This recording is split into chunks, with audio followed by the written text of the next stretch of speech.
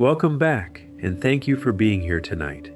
This is Drift Through History, the channel where we walk very slowly through the past until the past becomes a place quiet enough to fall asleep in. Tonight, we are going to follow a set of footprints. They begin a long, long time ago in soft gray ash, and they lead from one small camp to another, across more years than the mind can really hold. At each camp there is a fire, kept alive by careful hands. And everywhere along the way, pressed into stone and clay and memory, there are the marks of those hands, the first human hands. We will follow that trail through 100 quiet facts about the very first humans, where we came from, how we learned to stand, to walk, to carry fire. The cousins we once shared the world with, the art we left on cold cave walls. None of it is frightening. It all happened long ago and far away, and there is nothing here you need to worry about. There is only a story, and it is partly your story, told softly. If you enjoy drifting off to history like this, you're welcome to subscribe whenever it feels right. No rush. It simply helps these quiet journeys find other people who need a little rest. So let the lights go low. Let your shoulders drop away from your ears.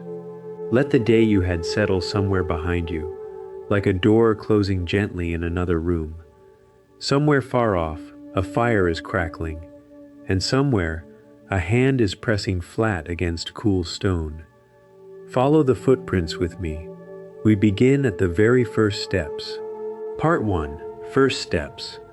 Long before there were cities, or words on clay, or even fire kept in a hearth, there were footprints in the ash. In a place we now call Laetoli, in what is today Tanzania, a volcano breathed out a soft gray powder, and rain turned it to something like fresh cement. Across that surface around 3.6 million years ago, at least two, perhaps three, upright figures walked. When the volcano stirred again, more ash sealed the prints away, and there they stayed, quietly, for millions of years. When Mary Leakey's team uncovered them, they found a trail almost 27 meters long, holding around 70 footprints. The toes point forward, the big toe lined up with the others, the heel striking first, exactly the way your own foot moves when you cross a room. These were not our own kind, but they walked as we walk, and already before anything else we call human, someone had chosen a direction and set off. Where were they going on that gray morning? We will never know, but we can follow. The strange thing, the thing that surprised the scientists who first pieced this story together, is that walking came long before thinking as we know it. We often imagine our ancestors growing clever first, and then, cleverly, deciding to stand up. It seems to have happened the other way around. The owners of those Laetoli prints, and the famous individual we will meet in a moment, had brains only about a third the size of yours. Their heads were small, close to the size of a chimpanzee's. Yet their hips, their knees, their ankles were already built for standing tall on two legs. Picture that for a moment. A creature that could look out over the tall grass, that could walk for hours under an open sky, and yet carried a mind still soft and simple, still mostly filled with the near things. Hunger, warmth, the shapes of others nearby. The upright body was the first gift. The great brain would come much, much later, unhurried, like everything in this story. The most famous of these early walkers has a name you may already know, Lucy. She was found in 1974 in the dry hills of Hadar in Ethiopia by a young scientist named Donald Johanson. He almost didn't take that path back to the truck that afternoon, but he did, and in the gully he saw a piece of arm bone, and then more, until around 40% of a single small skeleton lay before him. That evening in the camp, a tape recorder was playing a Beatles song about Lucy, and the name simply stuck. In her home country she has another name, Dinkinesh, which means, softly, you are marvelous. She stood a little over 1 meter tall.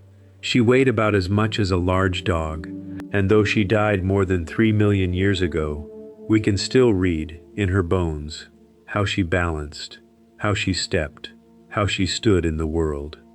To find the very beginning of this trail, we have to go back further still, to a time so distant it becomes hard to hold. Around 7 million years ago, in what is now Chad, lived a creature scientists call Sahelanthropus. We know it mostly from a single crushed skull, and the position of one small opening at its base hints that it may have held its head upright, over two legs, rather than out ahead like a four-footed animal. It is close to the very branching point, the place where our line and the line of chimpanzees quietly parted ways. Whether it truly walked as we do is still debated, and honest scientists say so. But it sits there, at the edge of the darkness, at the place where the footprints seem to first begin. A little closer to us, around 4.4 million years ago, walked a creature nicknamed Ardi, an Ardipithecus. And Ardi tells us something tender about how gradual all of this was. Because Ardi's foot still had a big toe that stuck out to the side, like a thumb, a toe made for grasping branches. Ardi could walk on the ground, yes, but Ardi could also still climb, still curl a foot around a limb, still slip up into the safety of a tree. These early ancestors were not rushing to become us. They were living in two worlds at once. The ground below, warm and open and full of danger. The branches above, cool and safe in the dark. And for a very long time they kept a foot in each. Why stand up at all? It is one of the oldest questions in this whole field, and the honest answer is that we are still not sure. There are gentle guesses. Standing upright frees the hands, so that food, or a baby, or a useful stone could be carried while walking. Standing upright lifts the eyes above the grass, so a shape moving in the distance can be seen a little sooner. Standing tall may even have kept the body cooler under a high sun, with less skin turned toward the light. It is easy to imagine all of these things mattering, a little at a time, over countless quiet generations. No single morning when someone decided to stand, just a slow leaning upward across millions of years until standing became simply what we were. Look again at Lucy's feet and her hands, and you find the same in-between story written small. Her toe bones are long and slightly curved, the toes of something that still climbed. Many who study her think she spent her nights up in the branches, the way chimpanzees still build a fresh nest each evening, high off the ground, away from the things that hunt in the dark. Think of that. After a long day walking the open ground, our distant relative climbing up into a tree as the light failed, settling into a bed of bent branches, feeling for the safe fork, the steady limb. The wish for a safe place to sleep is older than our species. It is older than fire. You feel it yourself, right now, as you settle where you are. And they were small, these first walkers. It is worth saying plainly, because it changes how we picture them. Lucy would not have reached your shoulder. She was light and slender, and she lived in a world full of leopards and great cats and other animals far stronger than she was. She was not the master of that landscape. She was one careful creature among many, watching the tree line, listening, keeping close to others of her kind. There is something quieting in that thought. Our story does not begin with power. It begins with smallness and watchfulness and the warmth of standing near one another as the light goes down. Now return, one last time tonight, to the footprints at Laetoli.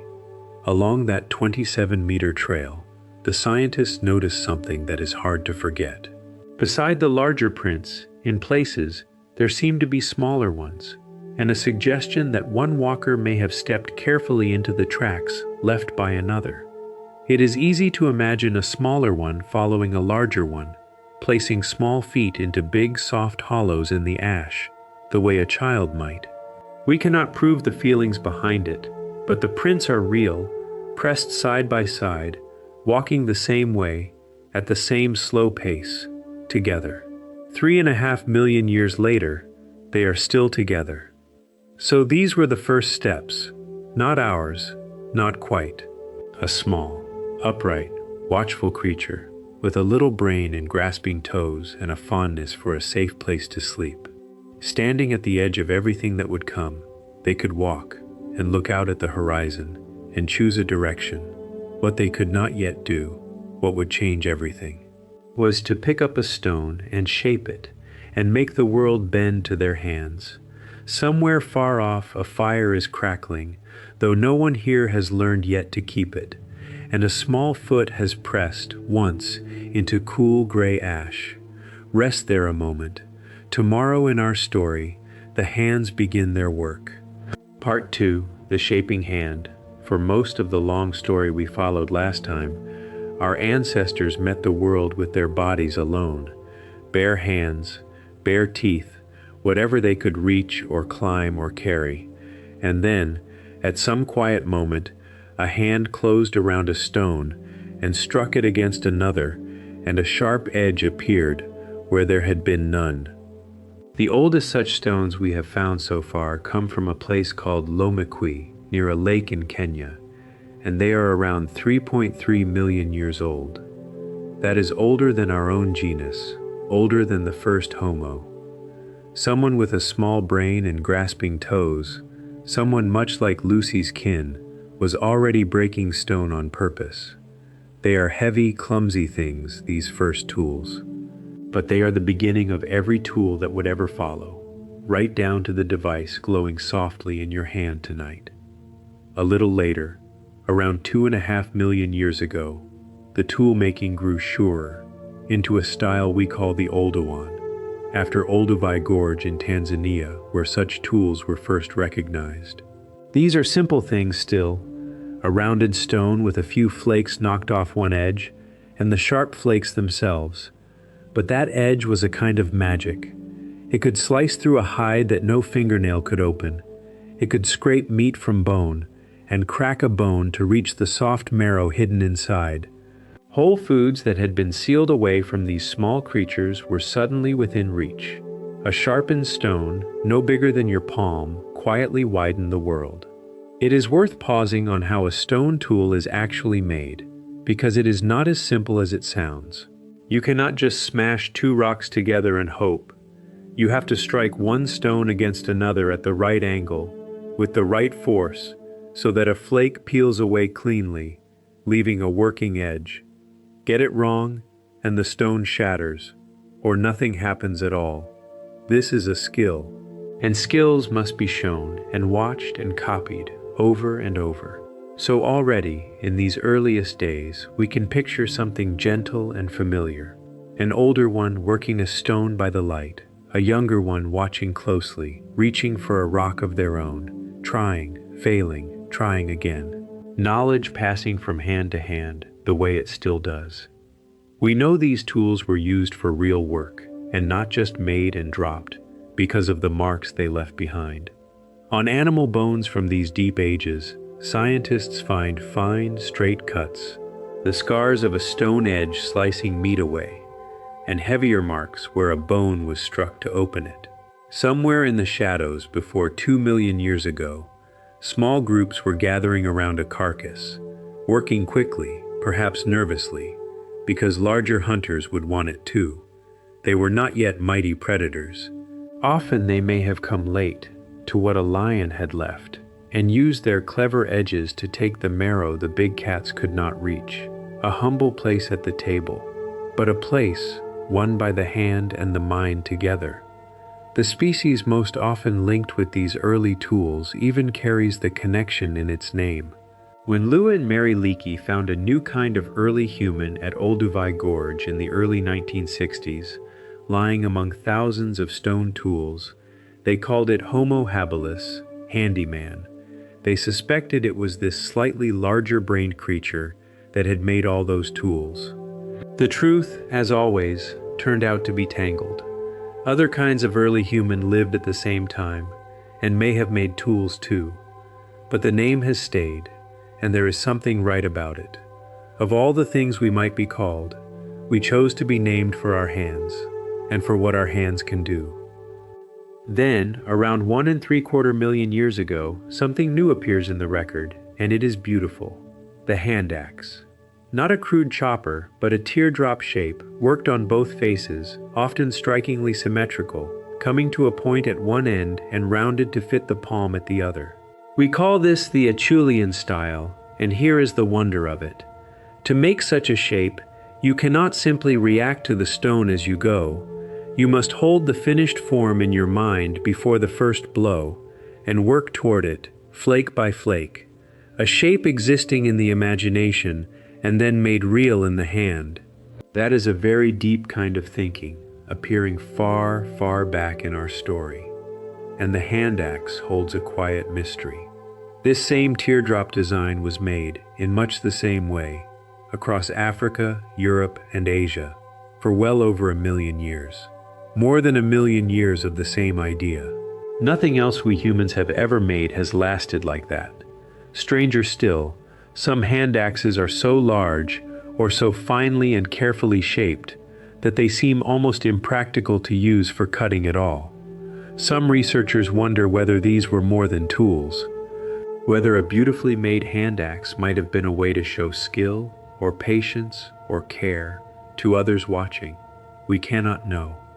But it is easy to imagine someone turning a fine stone over in the firelight, proud of it, reluctant to use it up.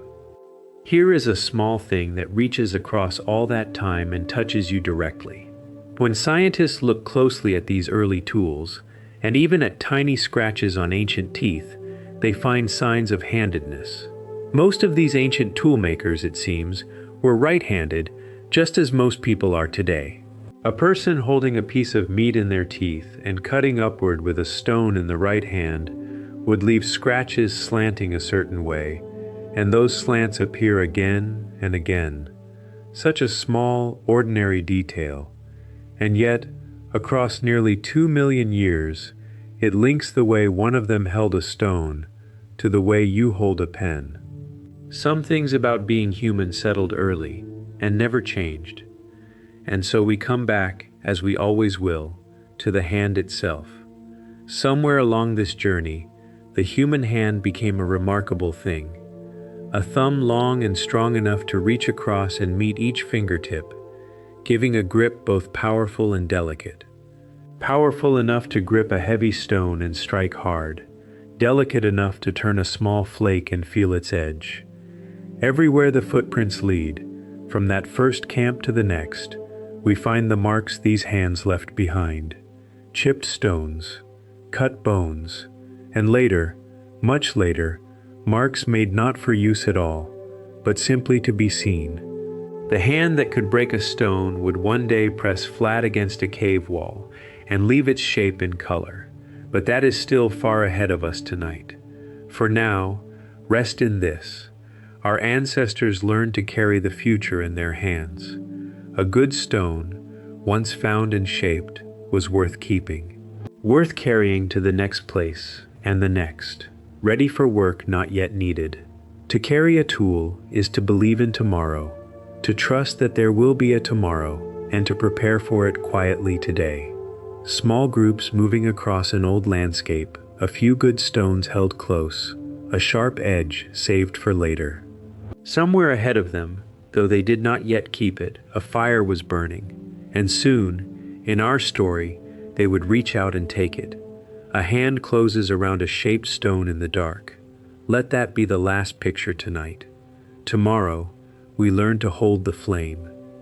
Part 3, the first fire.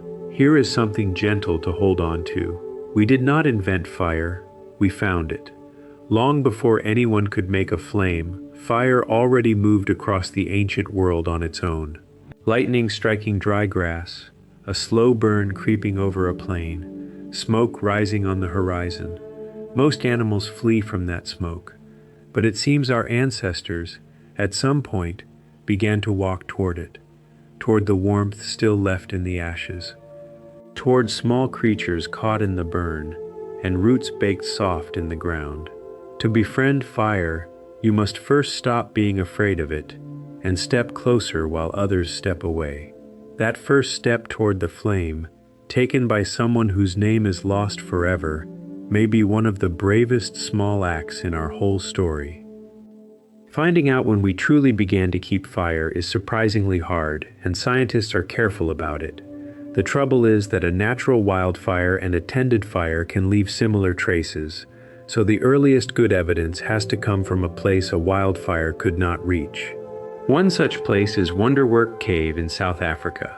Deep inside it, around 30 meters from the mouth, well beyond where a grass fire could travel, researchers found burnt bone and the delicate ash of burnt plants, sealed in layers about 1 million years old. That ash, so fragile it would have blown away outside, is some of the earliest solid evidence we have of fire in human hands. Someone carried burning wood into the dark, and it stayed. There are older hints, and honest scientists treat them with care. At a site called Swartkrans, also in South Africa, there are burnt bones lying among stone tools, perhaps 1 million or more years old, heated to temperatures higher than a passing bushfire usually reaches. It is suggestive, not certain, and this is the honest texture of the whole subject. The deeper back we look, the fainter the evidence of fire becomes, until it fades into a soft maybe. We know fire mattered enormously. We are still gently arguing about exactly when it began. Part of why the picture is clearing at all is a set of quiet new methods. Fire does not always leave black char and obvious ash. Often it leaves changes far too subtle for the eye, tiny shifts in the structure of a bone or a grain of sediment. Recently, researchers have borrowed techniques from forensic science, shining special light across ancient bones to make burning glow where nothing looked burnt before. With gentle tools like these, they are finding fire in layers where no one had seen it, and slowly pushing the story of the first flames further back.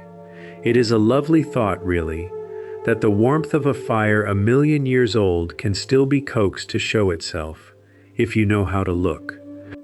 By around 790,000 years ago, at a waterside site in what is now Israel, called Gesher Benot Yaakov, the evidence grows clearer and more moving. Here, burnt seeds and wood and small flakes of flint are not scattered at random. They cluster, again and again, in the same spots, layer after layer. Those clusters look very much like hearths, particular places where fire was made and returned to and made again. And that changes everything. A fire in a fixed place is a gathering place. It means someone chose that spot and came back to it, and others knew to find them there. The first faint outline of home. Once fire was tended, a powerful idea takes shape, and it has a name: the cooking hypothesis. The thought, argued most strongly by the scientist Richard Wrangham, is this: cooking breaks food down before we even eat it, so our bodies spend far less effort chewing and digesting. That freed up energy, the idea goes, could have fed a hungrier, growing brain, while our teeth and guts slowly shrank because they no longer had to work so hard on tough raw food. It is an elegant idea, and it may well be part of the truth, but it is honestly still debated. The trouble is timing. Clear signs of everyday fire are scarce until much later, and some argue cooking became essential only in more recent ages. The safest thing to say is the gentlest. Fire and food and the growing human brain are deeply tangled together. We are still working out the knot. And there is a real puzzle sitting quietly at the center of all this, one that keeps scientists honest. At many old sites, even ones where people clearly lived for long stretches, there is simply no trace of fire at all. Even among the Neanderthals, who came much later and certainly knew fire, some sites hold no ashes. So which is it? Did people sometimes live for generations without fire, through seasons we would find unbearable? Or did they have fire, and its traces simply blew away, or washed out, or were never the kind that lasts? Both could be true, in different places and times. It is one of those soft mysteries this story is full of. Not everything that mattered left a mark. Some warmth simply faded. Whatever the tangle of cause and effect, one thing is beautifully clear. Fire gave more than cooked food. It gave warmth on cold nights, when a small body loses heat fast under an open sky. It gave light, holding back the dark a little longer. And it gave safety, because the great hunting animals of the night mostly kept their distance from the flames. Think of what that meant. For the first time, the day did not simply end when the sun went down. There was an after dark now, a pool of firelight, a stretch of time that belonged to no task at all. It is easy to imagine faces gathered close in that orange glow, and something we might almost recognize beginning the slow, unhurried talk of people with nowhere else to be, the first evenings. And so we arrive at the heart of this part of our journey, the image that has been waiting since the very first night. A fire, kept alive, because making fire from nothing is hard, and for a very long time it was easier to keep a fire than to start one, so people carried it. A glowing ember wrapped in bark or moss, tended and shielded and breathed back to life at the next camp. Someone would have been trusted with it. Someone would have watched the coals as the group moved on, guarding that small red life against the wind and the rain. By around 400,000 years ago, clear, well-made hearths appear at many sites, kept and returned to, no longer rare. The flame we followed toward, all those ages ago, was now ours to carry. Rest here a moment, by that first hearth, a ring of warmth in a very old darkness. Faces lit softly on one side, shadowed on the other. The great cold and the great predators held back beyond the edge of the light. Someone leaning forward to feed a branch to the coals, careful not to let it die. This is the oldest home there is. Not walls, not a roof, but simply a fire, and people close around it, and the trust that it will still be burning in the morning. Somewhere in that circle sits a creature with a body growing steadily more like your own, longer-legged, straighter, made for walking far. Tomorrow in our story, we sit down beside them and see how much of you was already there. The fire crackles. A hand reaches out to warm itself. Sleep now, close to the coals. Part 4. Bodies like ours. Sit down beside that ancient fire for a moment and really look at the one tending it. Something has changed. The small, tree-fond creature we began with, all long arms and grasping toes, is gone. In its place, by around 1.9 million years ago, is someone we call Homo erectus. And their body would look startlingly familiar to you. Long legs, shorter arms, a tall straight frame built not for climbing, but for the ground. This is the first of our relatives to have body proportions close to your own. If one walked past you at a distance, in the failing light, you might not look twice. The shape of a human being, the shape you are lying in right now, was set down in the world nearly 2 million years ago. We know this so clearly because of one extraordinary discovery, a young individual we call the Turkana boy. His nearly complete skeleton was found near Lake Turkana in Kenya by a team searching that dry shoreline, and he is around 1.5 million years old. He was still a child when he died, and yet he was already tall, and had he grown to adulthood, he would have stood as tall as many people today. To hold the bones of a child from 1.5 million years ago, and to see in them the same long thigh, the same straight spine, the same reaching arm you have, it is one of those moments that makes the deep past suddenly feel very close and very tender. This new body was built for a particular gift, going far. Those long legs, that arched and springy foot, that upright frame balanced neatly over the hips, all of it makes for an efficient walker and perhaps a patient runner. Some scientists think these early humans could follow an animal for hours across the heat of the day, not fast, but tireless, until the animal simply had to stop, and they did not. We cannot be certain that is how they hunted, but the body tells us plainly that traveling long distances was something they were made to do. They were walkers of the world, and the footprints, always the footprints, were growing longer. And here is a quiet, strange thing that came with that body. We began to shed our fur and to sweat. Look at your own skin. Compared to almost any other animal, it is nearly bare, and it is covered in millions of tiny sweat glands. This is unusual, and it is powerful. A furred animal running under a high sun overheats quickly and must stop. A bare, sweating body sheds heat as the moisture dries, and can keep going when others cannot.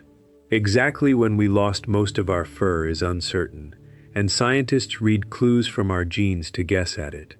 But it seems to belong to this deep age, to these long-legged travelers.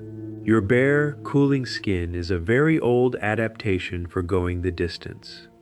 Above that changing body, something else was slowly growing: the brain. Across roughly 2 million years, the human brain expanded until it was around 3 times the size of our earliest ancestors. But a brain is a hungry thing. Even now, yours is only 1/50th of your weight, yet it quietly drinks up about 1/5 of your energy, all day and all night, even as you sleep. To grow such an organ, our ancestors needed a richer, steadier supply of food, which brings us back, of course, to sharpened stones and tended fires. The body, the tools, the flame, and the growing mind were all rising together, each one making the others possible. But a large brain came with a price, and the price shaped everything about how we live. A big-brained baby cannot finish growing its head inside the mother, or it could never be born. So human children come into the world early, soft and helpless, and must finish growing outside over years. Interestingly, the Turkana boy still grew up faster than a modern child does, closer to the pace of an ape. Our uniquely long, slow childhood came later still, but the direction was set. We were becoming creatures who are born needing to be carried and fed and protected and taught for a very long time. Our helpless infancy is the shadow side of our cleverness. To be this smart, we must first be this dependent. And that dependence points to something beautiful in these ancient people. They cared for one another. Among the fossils of Homo erectus and their kin are individuals who lived on despite losing all their teeth, or suffering injuries that should have meant a quick end alone. Someone brought them food, someone stayed. A toothless elder surviving in a world with no soft, easy meals did not survive by accident. It is easy to imagine others softening food for them, sitting with them by the fire, keeping them within the circle of warmth. Kindness leaves faint marks, but it leaves them, and they are there, deep in the bone, older than any written word. Their bodies changed on the inside too, in ways you carry today. Their teeth and jaws grew smaller and lighter than their ancestors, a sign that food was arriving already softened somehow. Pounded with stones, perhaps, or warmed by fire, or simply richer and easier to eat. Their diet was widening. Meat and marrow, yes, but very likely also roots and tubers dug from the ground, and honey when they were lucky enough to find it. A more varied table than their forebears had known. You can still feel the echo of it. The small, neat teeth in your own jaw are the teeth of a creature whose food has been prepared, one way or another, for a very, very long time. Here is something to hold with a little humility as you drift off. This kind of human, Homo erectus, lasted an astonishingly long time. They appear nearly 2 million years ago, and the last of them may have lingered until only 100,000 or so years ago. That is well over 1 million years as a going concern. Something like 9 times as long as our own kind, Homo sapiens, has existed so far. They kept their fires, they shaped their stones, and at a place called Ilaret in Kenya, they left footprints in the mud around 1.5 million years old, prints so like our own that you could lay your foot inside them. The same trail we have followed all along, pressed by a different foot, walking the same way. So look one last time at the one beside the fire. Not us, not quite, but the long legs are there, and the bare sweating skin, and the reaching hand, and the growing mind, and the deep patience of a body made to travel. Almost everything your body is was already waiting there, 1.5 million years ago, in someone crouched by the coals, and that body was restless. It had legs made for distance, and a world that stretched away in every direction, unwalked, unseen. Soon some of them would rise and turn toward the far horizon and simply keep going, out of Africa and into the whole wide earth. A fire glows low, a long-boned foot shifts in the ash. Tomorrow, we begin the longest walk of all. Part 5, The Long Walk to Attain. The body we sat beside last night was made for distance, and distance is what it found. Somewhere around 2 million years ago, some of these long-legged people crossed the top of Africa and kept going into the wider world beyond. We have found them at a place called Dmanisi in the country of Georgia, tucked between the seas at the gateway of Asia. Their bones are around 1.8 million years old, the oldest human remains yet found outside of Africa. They were small and modest-brained and carried simple tools. And among them is a skull with almost no teeth, from someone who lived on for years without them. Even here, at the very edge of the known world, far from home, someone was being cared for. Wherever these people went, they carried that too. It helps to let go of one picture, though, because it isn't quite right. No one ever set out to leave Africa. There was no great departure, no line of travelers marching toward a new land. It was slower and gentler than that, and far less aware of itself. A group follows a river a little further than their parents did. Their children camp a valley beyond that. Good years let people spread into new ground. Hard years pull them back. Over thousands of generations, this quiet drift carried human feet across continents, without a single one of them ever knowing they were part of a journey at all. The long walk was not a decision, it was simply life, repeating, always leaning a little outward. That slow drift reached remarkably far. On the island of Java in Indonesia lie the bones of Homo erectus, first found back in 1891, the discovery that first hinted our origins might lie in the East. In the caves near Beijing, in China, others were found, once known as Peking man. Think of that spread. From the African plains where they began, these people had reached the warm forests and coasts of Eastern Asia, a third of the way around the world, carried there not by ships or maps, but purely by the patient outward pressure of one generation living a little beyond the last. All of this walking happened against a vast, slow background, the great rhythm of the ice ages. Across these long ages, the earth cooled and warmed, again and again.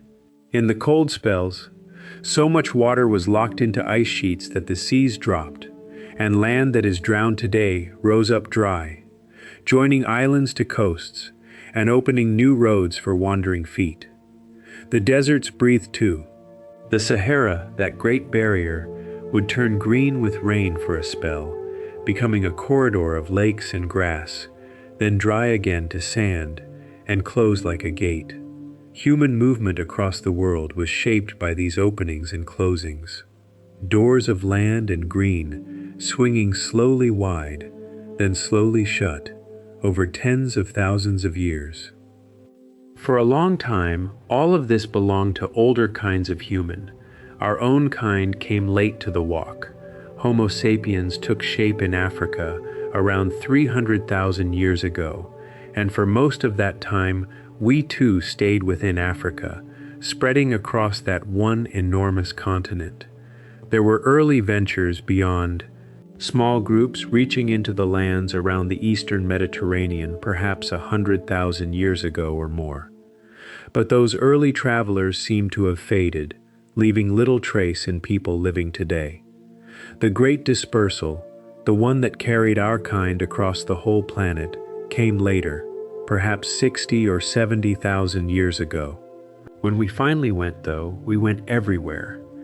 And some of where we went, you could not walk to at all. To reach Australia, our ancestors had to cross open sea stretches of water that stayed wide even when the seas were at their lowest. There was no land bridge, no dry road, ever. Which means that more than 50,000 years ago, someone built something that could float, and loaded it, and pushed off from a known shore toward a smudge of land on the horizon, or toward no visible land at all. These were the first mariners, the first people to trust their lives to water on purpose. We do not know what their rafts were made of, or how many crossings were lost, but some arrived, and a whole new continent felt human feet for the first time. Other roads led not across water, but into the cold, and the cold asked everything. As our kind pushed north into Ice Age Europe and the Great Plains of Siberia, they entered a world their African bodies were never built for. Bare, sweating skin, so useful under a hot sun, is a poor friend in a frozen wind. To survive there, people had to become clever in new ways, to master fire absolutely, to build real shelters, and to sew. Among the tools that appear in these cold lands are slender needles of bone, with a tiny eye drilled through one end. Someone was making fitted clothing, stitched close against the cold. We walked into places our bodies alone could not endure, and stayed by wrapping ourselves in our own cleverness. The very last of the great empty lands to be filled lay across the top of the world.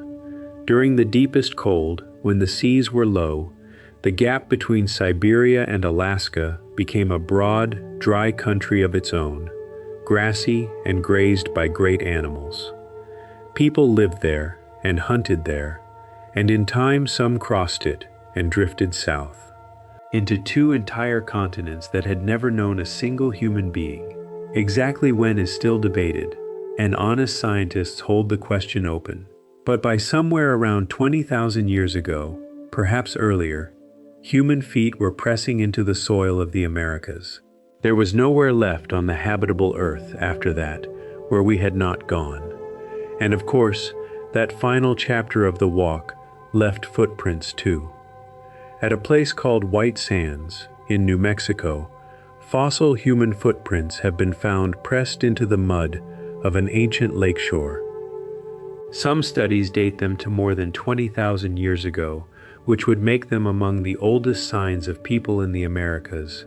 The dating has been argued over, gently and carefully, as such things always are, but recent work has supported the great age.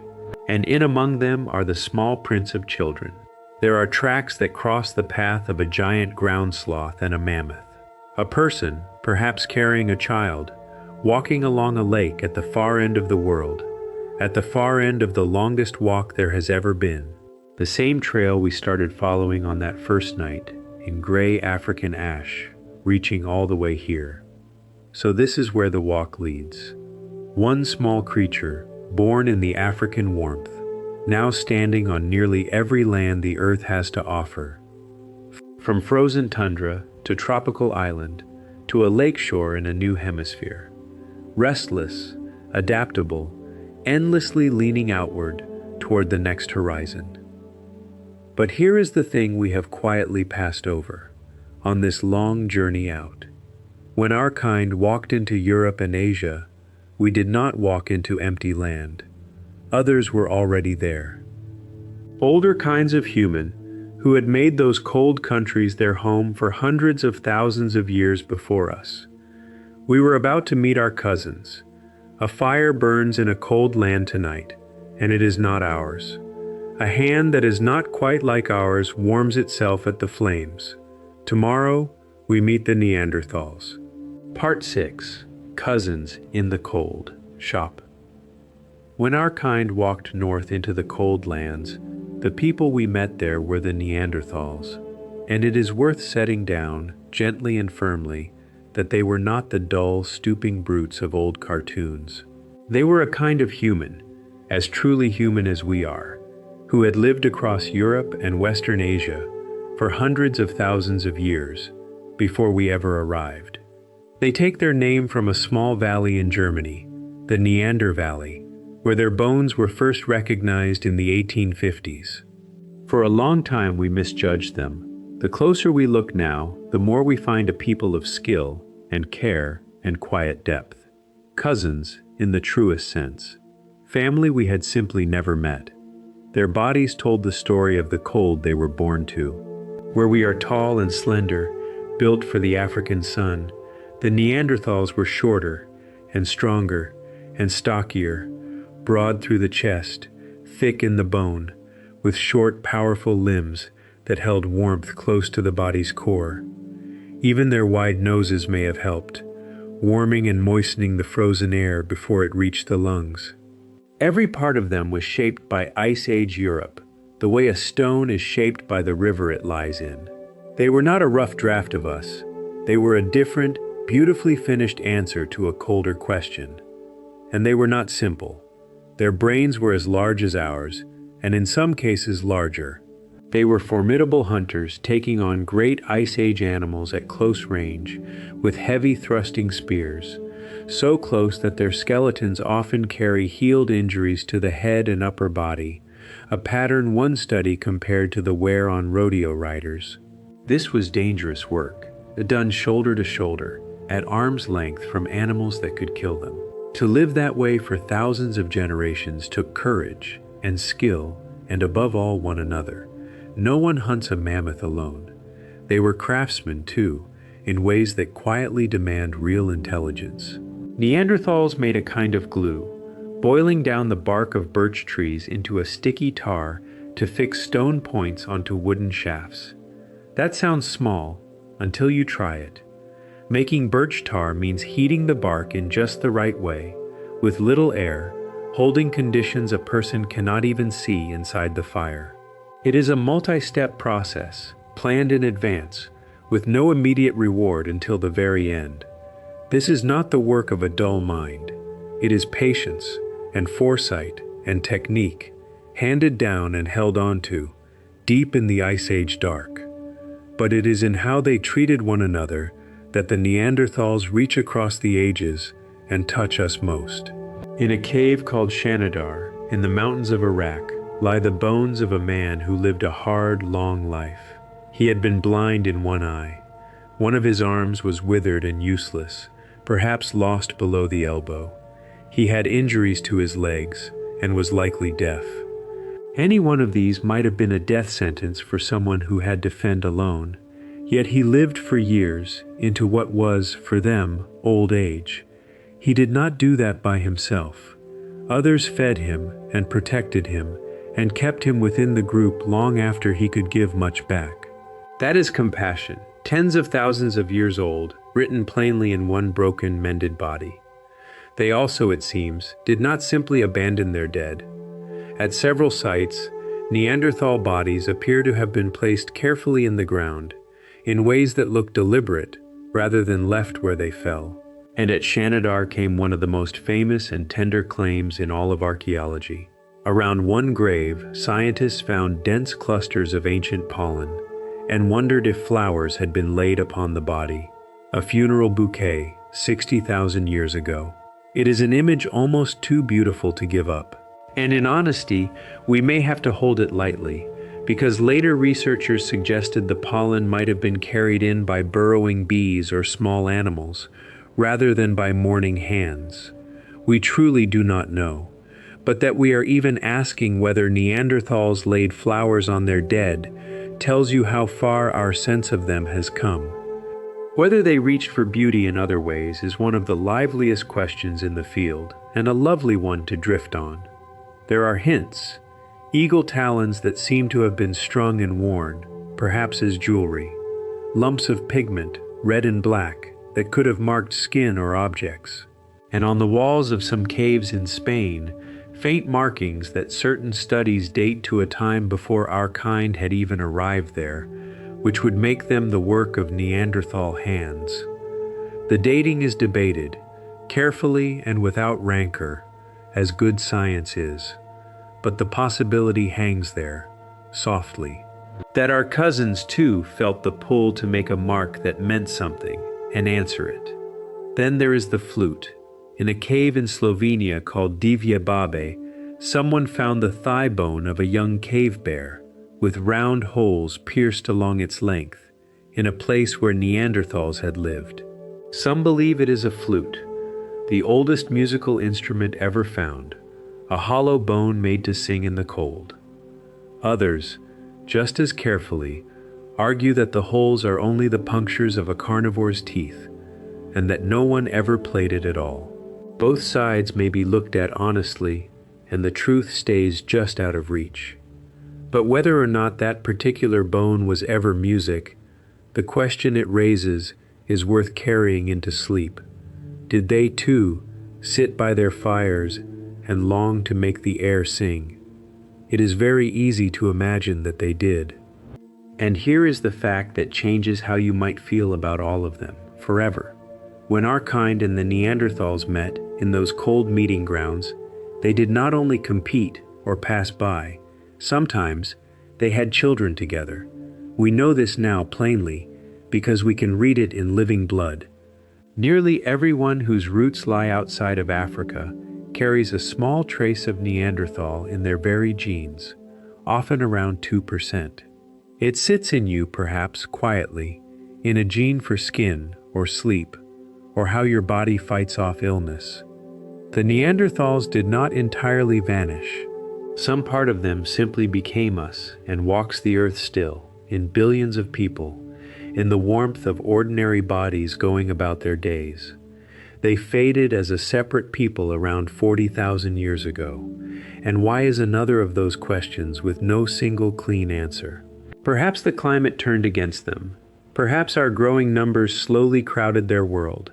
Perhaps they were simply, gently absorbed into us, married and mingled away across the generations, until there was no separate them left, only a thread woven into a larger cloth. Likely it was all of these, in different valleys, over thousands of years. There is no need for a villain in it, just one kind of human quietly giving way to another, and living on inside them. Yet even as we mourn the Neanderthals, there was a third people out there in the deep past. One so faint we would never have known them from their bones at all. We would come to know them almost entirely from a whisper in our own DNA. Tonight the fire burns in a cold cave, and a cousin's hand rests near the coals. Tomorrow, we go looking for a ghost. Part 7. The Ghost People. Our search for the ghost begins with something almost impossibly small. In a cave in the Altai Mountains of Siberia, in a place called Denisovan, scientists found the tip of a child's finger bone. Just that, a fragment you could hide beneath a fingernail. When they read the ancient genetic code locked inside it, around the year 2010, they expected it to belong to a Neanderthal or to one of us. Instead, it belonged to neither. It was a kind of human no one had ever known existed, an entire people, revealed to the world by a single fingertip. We had found a ghost. And we had found it not in a face or a skeleton, but in a whisper of code inside one small bone. We call them the Denisovans, after that Siberian cave, which itself was named long ago for a hermit named Denis, who is said to have lived in it. And here is the strange, haunting thing about them. We still barely have their bones. A finger, a few teeth, a piece of a jaw, some fragments of skull. You could very nearly hold everything we have of this entire people in your two cupped hands.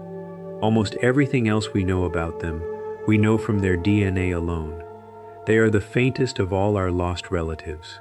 A people known less from what they left in the ground than from what they left inside us. None of this would be possible without one of the quiet miracles of modern science, the ability to read the genetic code of the long dead. This is far harder than it sounds. After tens of thousands of years, ancient DNA is shattered into tiny pieces and tangled with the DNA of everything that has touched the bones since.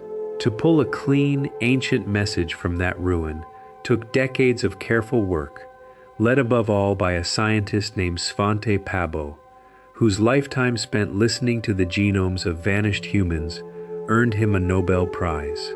Because of that patient work, a broken finger bone can now tell us who its owner's people were, tens of thousands of years after the last of them died.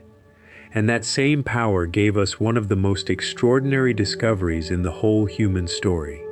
Among the fragments from Denisova cave was a small piece of bone from a girl who died around 90,000 years ago. When they read her DNA, they found something almost unbelievable. Her mother was a Neanderthal. Her father was a Denisovan. She was a child of two different kinds of human, a first-generation daughter of two peoples we once imagined as separate worlds. She lived, this girl. She was somebody's child, held and fed and named in a tongue we will never hear. And in her single small body, two lost branches of humanity met, and for a moment became one. The Denisovans, like the Neanderthals before them, did not simply disappear. They too live on in the blood of people walking the earth today. Their trace runs strongest far from that Siberian cave, in the peoples of New Guinea and Aboriginal Australia and the islands of Southeast Asia, where some carry several percent of Denisovan ancestry in their genes. Think of how far that reaches. A people known from a fingertip in a Siberian cave, alive still in the islands of the warm Pacific, tens of thousands of years and half a world away. The ghost is not only in the cave, the ghost is in the family, and their gift to the living is not always silent. High on the Tibetan plateau, where the air is thin enough to leave lowland visitors gasping, people live and thrive and raise children at altitudes that would exhaust the rest of us. They can do this in part because of a particular gene that helps their bodies cope with so little oxygen. And when scientists traced where that gene came from, the answer was astonishing. It came from the Denisovans, a vanished people, gone for tens of thousands of years, still quietly keeping their descendants alive today on the roof of the world. It is one of the most beautiful facts in all of human history. The dead reaching forward across an unimaginable gulf of time to help the living breathe.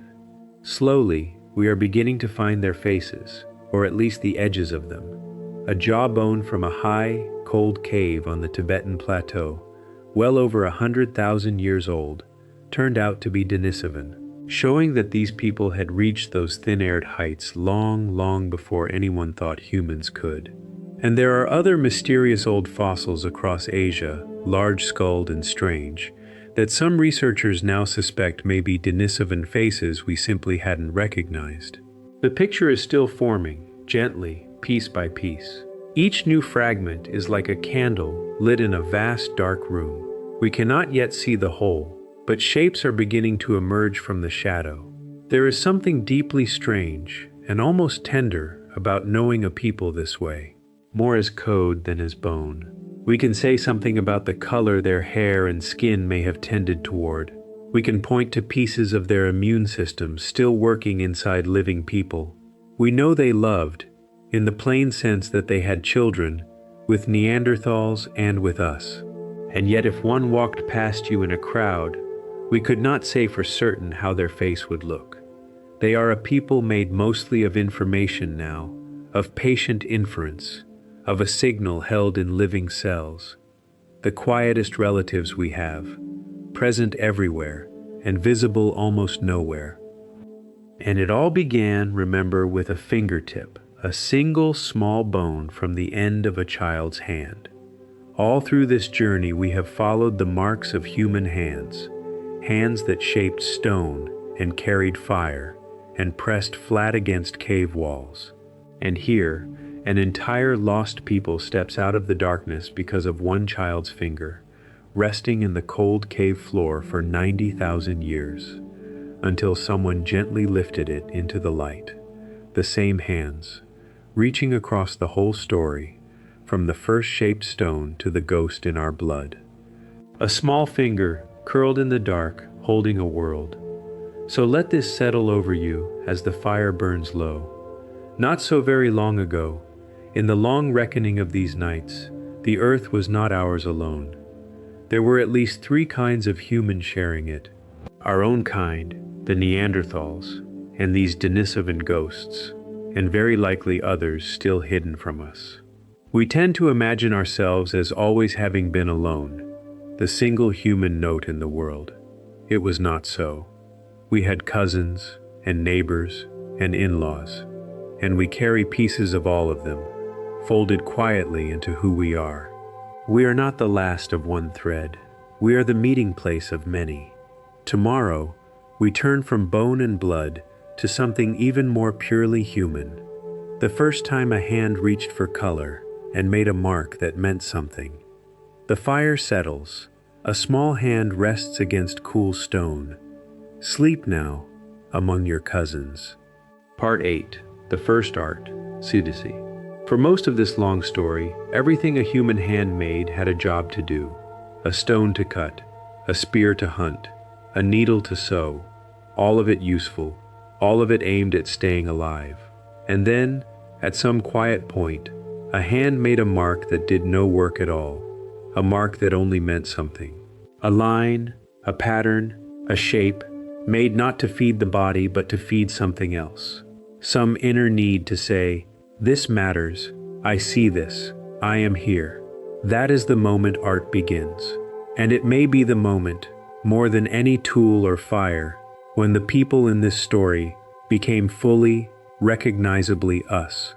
The first paint was the earth itself.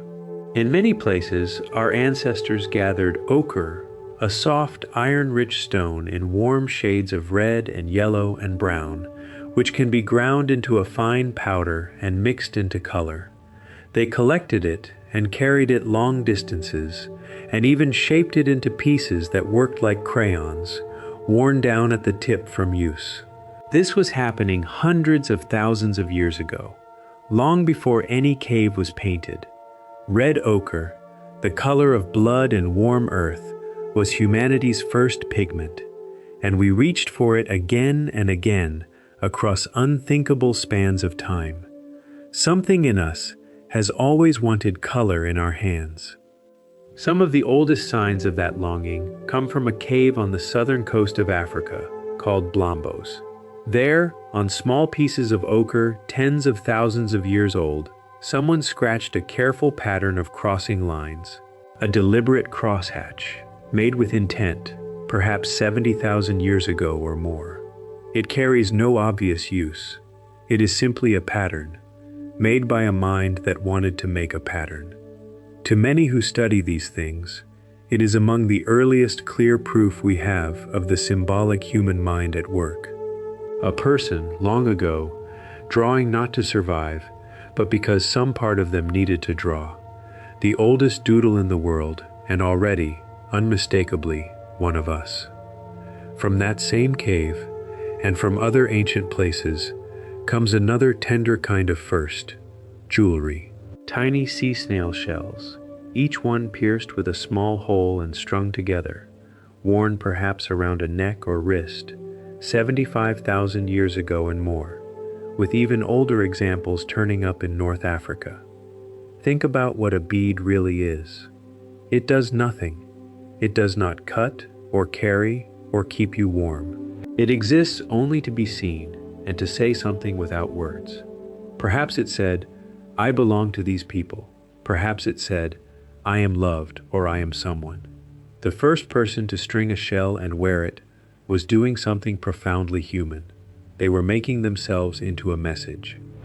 When we think of ancient painting, we often picture the caves of Europe, but some of the oldest known paintings in the world are far to the east, on the island of Sulawesi in Indonesia. On the walls of caves there, people painted animals and scenes in warm red and mulberry tones. A wild pig, painted around 45,000 years ago. A gathering of small figures that seems to show a hunt, older still, and a scene that some date to more than 50,000 years ago, which may be the oldest known picture that tells a story, Not just a single thing, but figures doing something together, a moment held on stone. The deep roots of art, it turns out, spread all across the ancient world, wherever people carried color in their hands. And the record keeps reaching further back. Quite recently, in early 2026, researchers reported an image from another Indonesian island that may be older still, the outline of a human hand dated to perhaps 67,000 years ago. As always with the very oldest art, the dating will be examined closely and carefully, as it should be, and time will test it. But picture the thing itself. A person laid their hand flat against the cool rock and blew a mist of ochre across it and lifted their hand away, leaving the shape of that hand in soft color ringed on the stone. The whole of this story we have been following, all the shaped stones and carried fires and long walks, arriving finally at this. A hand pressed to a wall, saying only, "Here, I am here." Because this is perhaps the most moving thing about the first art. All over the world, wherever ancient people painted, they left the prints of their own hands. From those Indonesian islands to the caves of Europe, to the far south of the Americas, people pressed a hand to the rock and blew pigment around it, leaving a soft, ghostly outline where the hand had been. Many of them are small. Some are clearly the hands of children. Across every distance of space and time, the same simple gesture, repeated by people who could never have known one another. A hand on the wall, a quiet mark that says, across all the thousands of years, I was real, I was here. And you, lying here now, are the one they were reaching toward, though they could never have known your name. There is something even deeper hidden inside these marks, and it changes how we understand our own minds. To make a symbol, a pattern that stands for an idea, a shape that means a hunt, a bead that means belonging. You must be able to let one thing stand for another, and that very same power is what lets us speak. A word, after all, is only a sound that we agree will stand for a thing. So the first art is like a window onto something we can never dig up directly. We cannot find language in the ground. But when we find symbols, we are seeing the footprints of a mind that could already hold one thing in place of another. The same mind that could carry a whole world inside a handful of words. And some of this art was made in places that ask us to wonder at the people who made it. Not only on open, easy walls, but deep inside caves, far past the reach of daylight, in cramped and difficult chambers you could only find on purpose, carrying a small flame. Someone crawled a long way into the cold dark, with a lamp and a little color, to make an image that the sun would never touch, that perhaps only a few would ever see. Whatever drove them, it was strong, and it was not about survival, it was about meaning. It is easy to imagine the flicker of that little light on a wet stone wall, and a figure working carefully in the dark, alone with whatever it was they needed so badly to say. So let this be what you carry down into sleep tonight. The first art was a message with no words, addressed to no one in particular, sent out across a gulf of time so wide the maker could not have dreamed its far shore. And yet it arrived. It arrived at you. When you look at a small ochre hand on an ancient wall, you are receiving something a person like you sent tens of thousands of years ago, a person who felt wonder and fear and love, and the simple aching wish to leave a mark that said they had lived. They are gone beyond all finding now. But the mark remains, and you are here to meet it. Still, for all this beauty, the deep past keeps its secrets too, and some of the strangest are still waiting in the dark. A small painted hand glows on the stone. Rest your own hand a moment and feel how little has changed. Tomorrow, we go down into the mysteries. Part 9, Mysteries in the Dark, 19. An honest telling of this story has to make room for what we do not know. For all that patient hands have uncovered, the deep past still keeps its secrets, and some of the strangest have come to light only recently. So tonight we go down into the mysteries, gently, with no fear, because these are old puzzles, and puzzles are a soft thing to fall asleep inside. We begin by climbing down into the earth itself, into a cave in South Africa called Rising Star, where scientists found something that overturned a great deal of what they thought they knew. The way into the discovery is almost hard to believe. Deep within the Rising Star cave system, past long crawls and tight squeezes, lies a chamber that can only be reached through a gap in the rock so narrow that most people simply cannot fit. To excavate it, the lead scientist had to put out a call for researchers who were not only skilled and brave, but small and slender enough to pass through a slot barely wider than a hand's span. A team came, and one by one they wriggled down into the dark, into a chamber almost no human had entered for a very long time. And there, scattered in the deep, they found the bones of many individuals, of a kind of human no one had ever seen. They named this new relative Homo naledi, and it is a beautiful puzzle from head to foot. Its body is a patchwork of old and new. The hands and feet are strikingly like our own, made for walking and for careful gripping. Yet the brain was tiny, only about a third the size of yours, no bigger than an orange. Stranger still was its age. You might expect such a small-brained creature to be terribly ancient. Instead, the bones turned out to be only around 250,000 years old, or a little more. Which means this little-brained cousin was walking the earth at the very same time as the first people of our own kind. The old, tidy idea that big brains came first and everything human followed quietly fell apart in that dark chamber.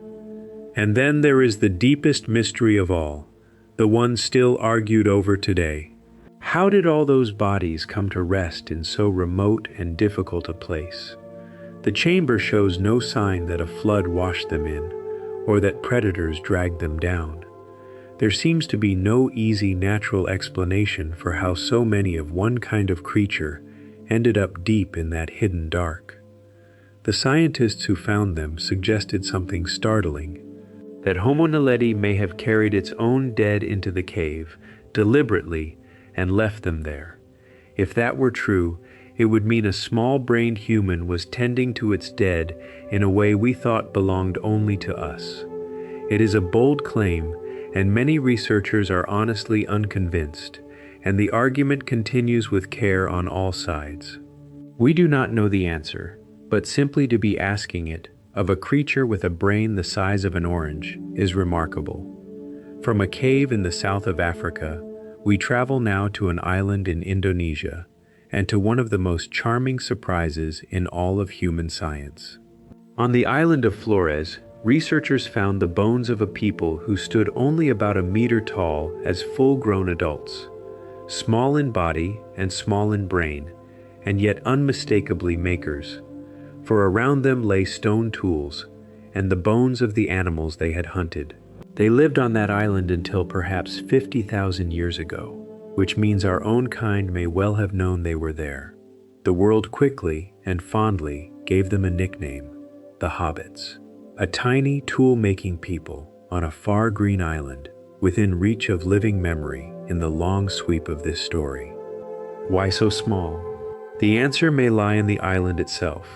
When creatures are isolated on an island for a very long time, with limited food and few of the usual dangers, something curious tends to happen across the generations.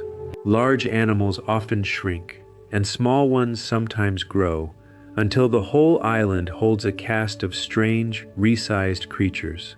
And Flores was exactly such a lost world.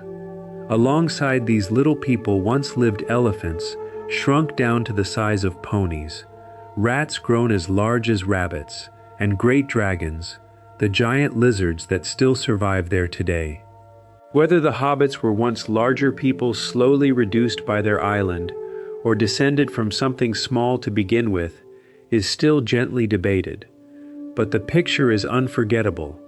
a miniature people in a miniature kingdom, hunting miniature elephants beneath the eyes of dragons. And Flores was not the only island to hide a secret.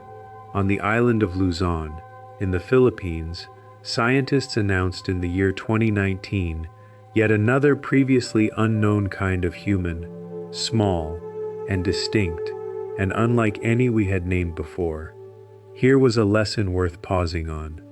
Right up into our own time, entire kinds of human are still being discovered, tucked away on remote islands, waiting quietly in cave floors for someone to find them. The family tree we once drew as a simple line, leading neatly up to us, turns out to be a great tangled bush, with branches we are only beginning to notice. How many more are still out there, unfound, is anyone's guess.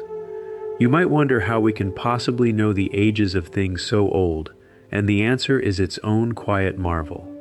The method most people have heard of, radiocarbon dating, only reaches back some 50,000 years before it fades away.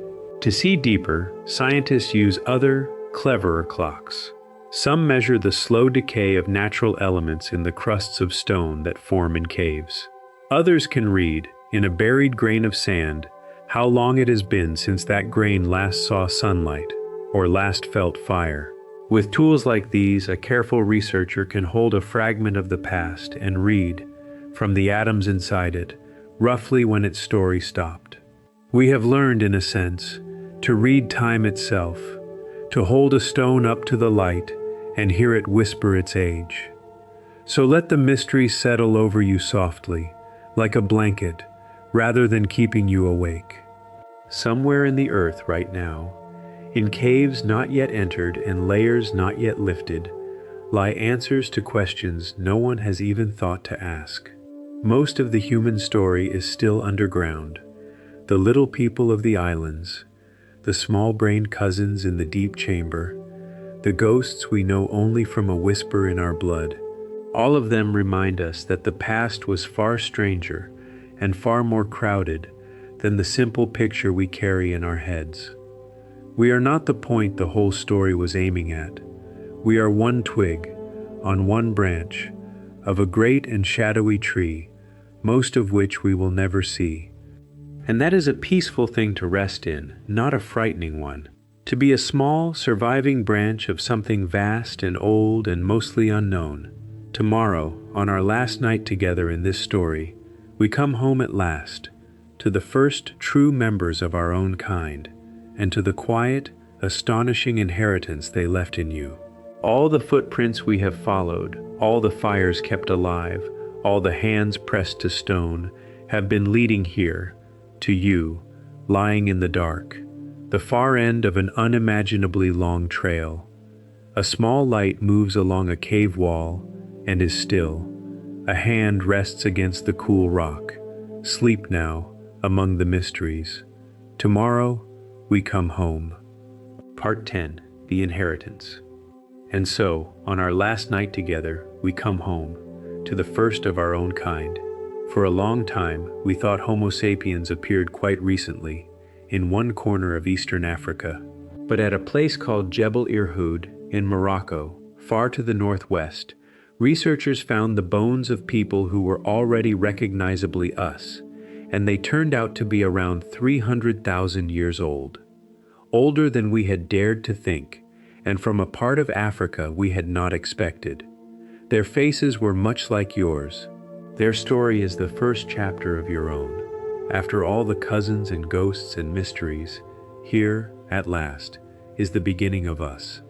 And the beginning was gentler and wider than a single birthplace. It seems our kind did not spring up in one spot, from one small group, in one lucky valley. Instead, we emerged slowly across the whole vast continent of Africa, as scattered populations lived and drifted and met and mingled over many thousands of years. From Morocco in the north to Ethiopia in the east to the far south, the pieces of what would become us were coming together, unhurried, all across a continent. There was no single first man, no single first woman, no one morning when we began. There was only Africa, slowly dreaming us into being. It is worth knowing, too, that having a body like ours did not mean doing, all at once, the things we think of as human. The modern body came first. The full flowering, all the art and ornament and story and invention, unfolded gradually over the long ages that followed, in fits and starts, in different places at different times. We were anatomically ourselves for a very long time before the whole of human culture bloomed, which is a kind of comfort, really.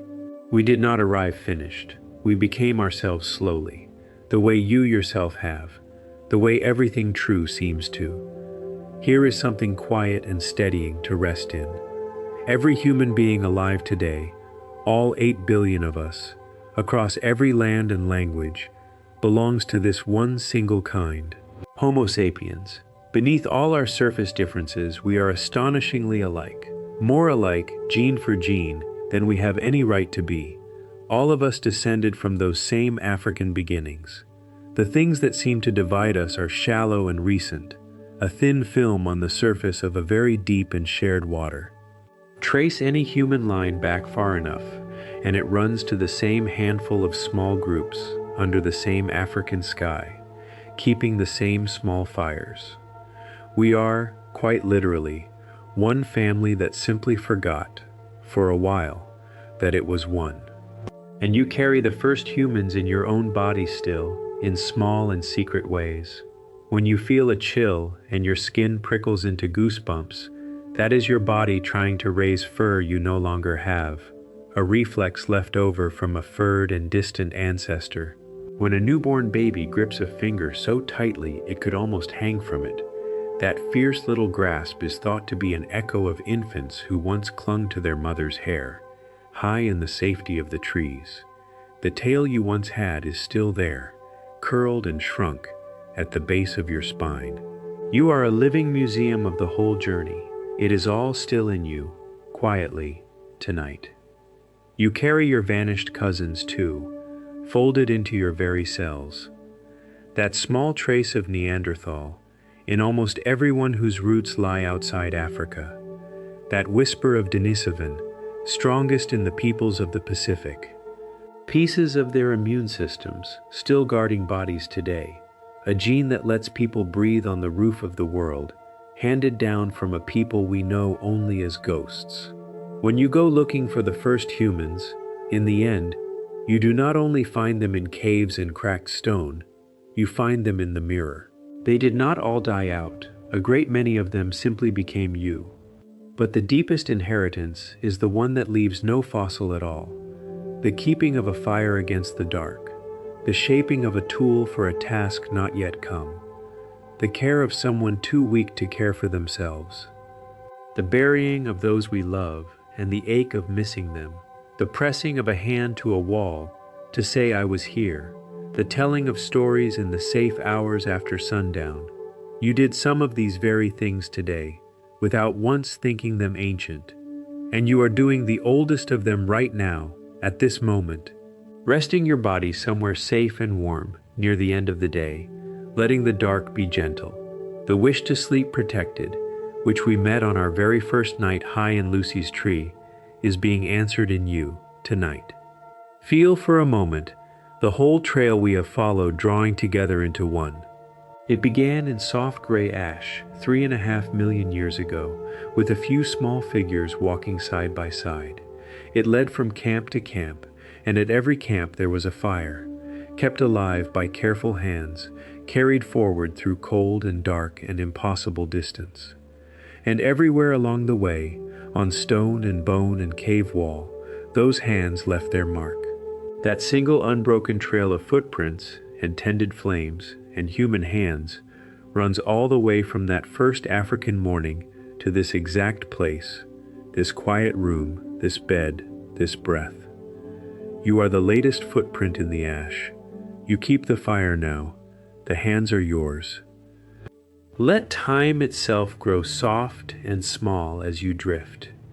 If you imagine the whole of the human journey pressed into a single long night, then everything, all the walking and the fire and the art and the ghosts, would fill the dark hours, and you, here, now, would be the very last quiet minute before dawn. We are the gentle end of an unimaginably long day. Everyone who ever kept a fire, or followed a footprint, or pressed a hand to cold stone, was walking, without knowing it, toward this moment and toward you. And there is nothing left for you to do about any of it tonight. Nothing to solve, nothing to carry. Only to rest, as they rested, safe beside the warmth, at the far peaceful end of the longest walk there ever was. The first humans are not truly gone. They are the reason there is a you at all, lying here in the dark, warm and safe and slowly letting go. They kept the fire alive across 3 million years, hand to hand, so that it could reach you, and now it has. You do not have to keep it burning tonight. You can simply lie here and be the place the whole long journey was always walking toward. Rest now. You are home. Thank you for spending this quiet time with me, here on Drift Through History. Tonight we followed a single trail of footprints, all the way from the first upright steps in African ash, through the shaping of stone and the keeping of fire, past our cousins in the cold and our ghosts in the blood, to the small ochre hand pressed on a cave wall, and home at last to ourselves. If any of it stays with you as you sleep, let it be the gentlest part, that you belong to something very old and very brave and very kind, that you are made of walkers and fire keepers and makers of marks, and that the oldest human wish of all is simply the one you are answering now, to rest somewhere safe as the light goes down. There is nothing more to do tonight. The day is behind you, like a door closed softly in another room. Somewhere far off, a fire is still crackling, low and warm, and on cool gray stone, a single handprint waits, quietly, where someone long ago pressed it and said, "I was here." You are here too. Rest now, sleep well, and whenever you are ready, we will walk a little further through the past, together. Good night.